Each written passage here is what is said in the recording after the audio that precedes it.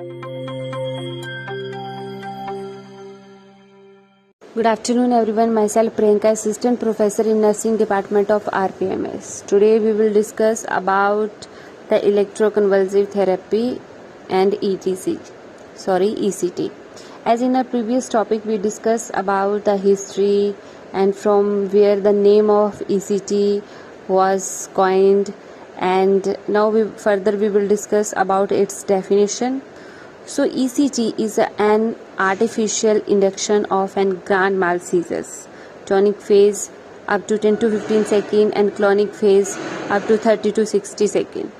Through the application of electrical current to the brain, the stimulus is applied through electrodes which are placed either bilaterally in the frontotemporal regions or unilaterally on the non-dominant side.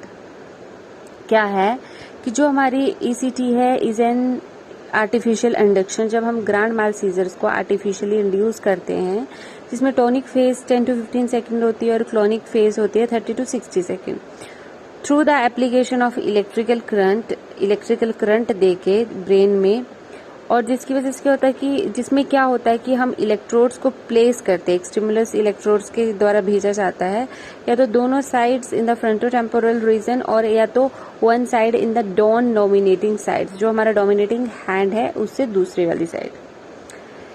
उसके बाद आता है parameters कि कितनी voltage देते हैं और कितने टाइम तक देते हैं. तो वोल्टेज आती है हमेशा 70 to 120 वोल्ट्स एंड ड्यूरेशन कितनी दी जाती है 7 to 1.5 सेकेंड. सीधे 7 से 0.7 to 1 सेकेंड तक हमने ECT देनी है. उसके बाद आते हैं बेनिफिट्स क्या हैं ECT के. ECT relieve very severe depressive illnesses, जो बहुत सीवियर डिप्रेसिव इलनेसेस है उनको रिलीव करती है, और अदर ट्रीटमेंट जहाँ पे फेल हो जाती है वहाँ पे हमारी जो ECT है इलेक्ट्रोकन्वल्सिव थेरेपी ये काम आती है. ECT has saved patient lives because the 15% of people with severe depression will kill themselves. ठीक है, सेव करती है लाइफ्स को, क्योंकि कई लोग जो डिप्रेशन में सुसाइड कमिट कर लेते हैं. ECT works faster than all anti depressant works.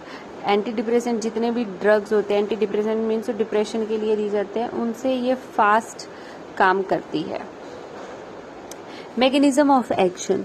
तो क्या इसका मैकेनिज्म है एक्शन का? Neurotransmit theory, neuroendocrine theory, neuro anti convulsant theory, brain damage theory and psychological theory. इन थ्योरीज पे जो ECT है वो वर्क करती है. तो सबसे पहला आता है हमारा neurotransmit theory. ECT work like antidepressant medication, changing the way brain receptor receive important mood related chemicals. ये एक एंटी डिप्रेसेंट रिएक्शन की तरह मेडिकेशन की तरह काम करती है. ये क्या करती है, इंसान का वे चेंज कर देती है, मूड रिलेटेड केमिकल्स को कैसे रिसीव करना है, कैसे हैंडल करना है, उस तरीके का. नेक्स्ट आता है हमारा एंटी कन्वल्जेंट थ्योरी. जो ECT है induce seizure teach the brain to resist scissor.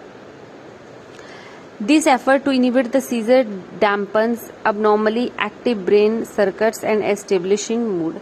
ECT क्या करती है, सीजर्स को इंड्यूस करती है, ठीक है, और टीच करती है ब्रेन को टू रेजिस्ट द सीजर्स, कि बार बार सीजर आएंगे तो कैसे रेजिस्ट भी करना है, और इनहिबिट द सीजर डैम्पन्स एबनॉर्मली, और ब्रेन का जो सर्किट है उसको भी हैंडल करती है, और एंड में जो मूड है उसको एस्टेब्लिश करती है. Neuroendocrine theory. The seizure causes the hypothalamus to release chemicals that cause changes throughout the body. The seizure may release a neuropeptide that regulate mood. So this is all about today's topic, in which we discussed about various theory on which and on the basis of which ECT works. So thank you so much. Thank you.